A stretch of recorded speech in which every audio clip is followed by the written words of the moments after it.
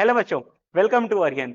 इस वीडियो में हम लोग पढ़ेंगे सैटेलाइट्स के बारे में, जो कि एक बहुत ही अमेजिंग टॉपिक है और ग्रेविटेशन का एक बहुत कॉमन टॉपिक भी है, जो हमारे एग्जामिनेशन में फॉर्मूला पॉइंट ऑफ व्यू से बहुत पूछा जाता है।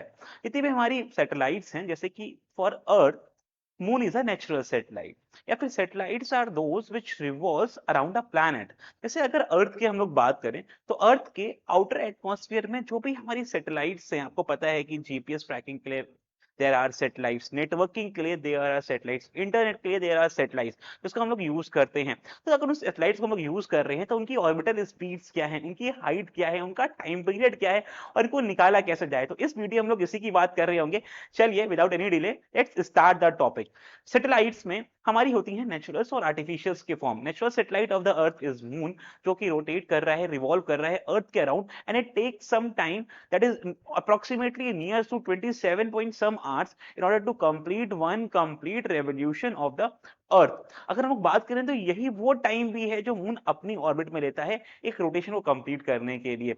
इसी के साथ हम लोग बात करें अगर, तो क्योंकि हर एक प्लैनेट जो रिवॉल्व और रोटेट कर रहा है अराउंड द अर्थ, वो एक ना एक रेगुलर प्लैनेट की तरह ही वर्क कर रहा है, क्योंकि अर्थ के अराउंड रिवॉल्व करने का मतलब ही है कि वो एक प्लैनेट के सारे बिहेवियर्स को फॉलो कर रहा है। और अगर वो प्लैनेट के बिहेवियर्स को फॉलो कर रहा है, तो उसमें लगने वाले लॉज जो कि कैपिटल्स के थ्रू डिसाइडेड थे, all three laws of capitals will also be applicable. अब बात करते हैं बच्चों सैटेलाइट्स में orbit speed of a satellite, या फिर orbital speed of a satellite. Big satellite rotate करती है तो उसकी क्या ऑर्बिटल स्पीड होती है।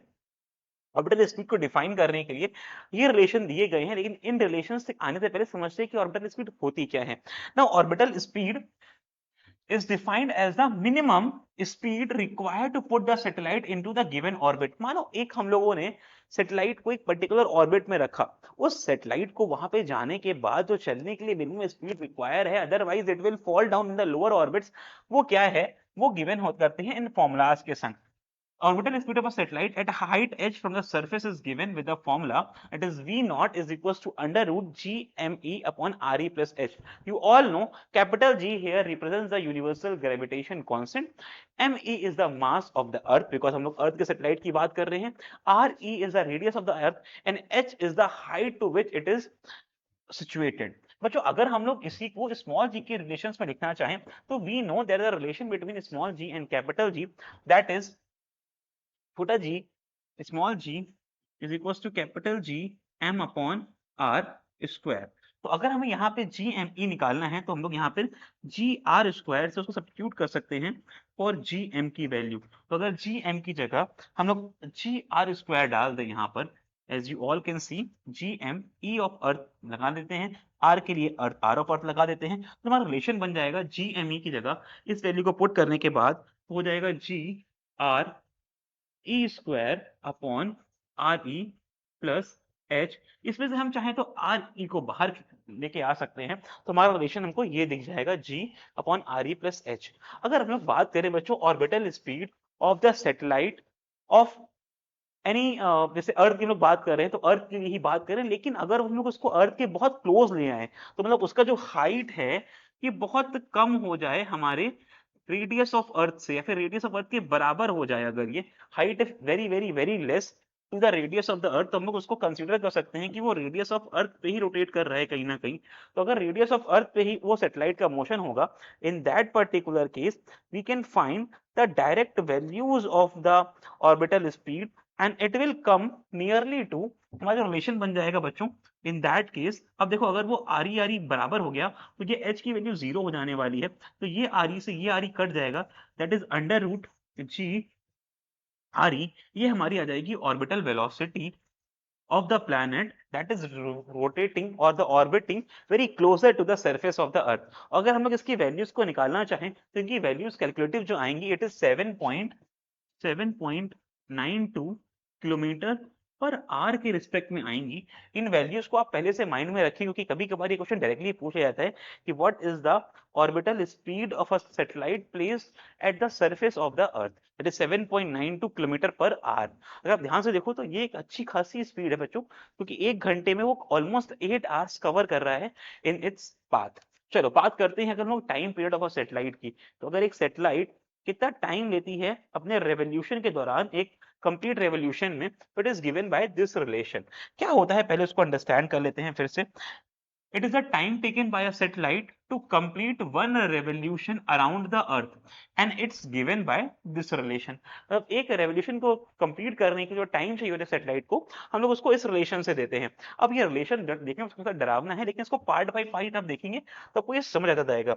जैसे कि अगर हम लोग बात करें, ये स्पीड डिस्टेंस टाइम के फॉर्मूला से ही निकल के आते हैं, बट क्योंकि यहाँ पर हमारे पास जो वेलोसिटीज हैं वो हमारी रोटेशनल वेलोसिटीज के टर्म्स में काउंट होती हैं, तो हमारा फॉर्मूला निकल के आया है वो आप देख पा रहे हो। It is equals to T is equals to 2 pi R E plus H upon V not.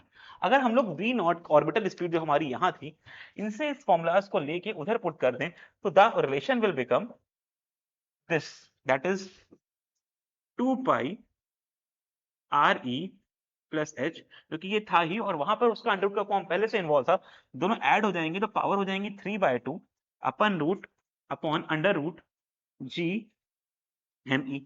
और अगर वो जी एम ई को जी से कंपेयर करना है, कैपिटल जी स्मॉल जी के रिलेशन से, तो हम लोग ये रिलेशन ही पहुंच सकते हैं दोबारा से, वही जो हमने पहले करा था, small G is equal to capital G M upon R square. तो इंस्टेड ऑफ जी एम हम लोग लिख सकते हैं G M is what, G R square. तो जी आर स्क्वायर यहाँ डालेंगे तो ये आर बाहर आ जाएगा और ये जी अंदर रह जाएगा। तो third relation is what, are E plus H की होल पावर 3, क्योंकि हम लोग ने 2 को एज अ रूट लगा दिया बच्चों, होल अपॉन अंडर रूट जी, और हम लोग ने आर ई को बाहर ले लिया है।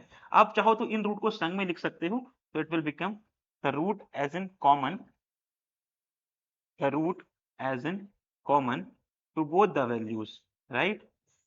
ये भी एक हमारा रिलेशन बन सकता है, और 2 पाई तो बाहर था ही, तो 2 pi upon R E plus H का whole cube upon G. This is a relation for the time period of a satellite. तो एक सैटेलाइट जो रोटेट रिवॉल्व कर रही है अर्थ के अराउंड, उसका ये टाइम पीरियड रहेगा। अगर बात करें हम लोग अर्थ के सरफेस पे आने की, एच हमारा अर्थ के सरफेस पे आने की, तो अगर हम लोग आर ई प्लस एच में एच यहाँ से भी रिमूव कर दें, आर ई का क्यूब बन जाएगा बच्चों, और उस समय हमारा जो टाइम लगेगा वो अप्रोक्सीमेट लगेगा 85 मिनट के अराउंड।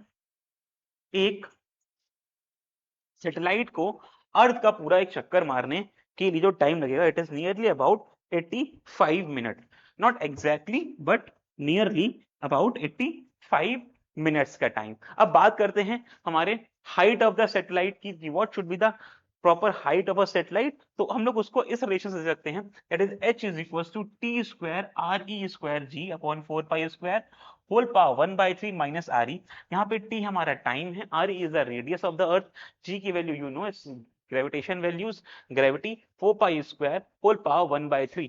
और अगर हम लोग हाइट की बात करें बच्चों, तो हमारे पास जो रिलेशन निकल के आता है ये काफी इंपॉर्टेंट है, और एग्जाम पॉइंट ऑफ व्यू से ये पूछा भी जा चुका है हमारे 2021 के ईयर्स में। तो इनकी वैल्यूज और इनके डेरिवेशन सबको आप अपने माइंड में जरूर रखें। अगर डेरिवेशन नहीं तो एटलीस्ट हमारे पास जो लास्ट केस हैं, हमारे फॉर्मुलाज और रिलेशंस हैं, उनको जरूर दिमाग में रखें, क्योंकि इनसे डायरेक्ट क्वेश्चन पूछे जाते हैं, और ऐसे क्वेश्चंस को प्रैक्टिस भी कर लें। बुक में आगे सब मेंशंस हैं बच्चों।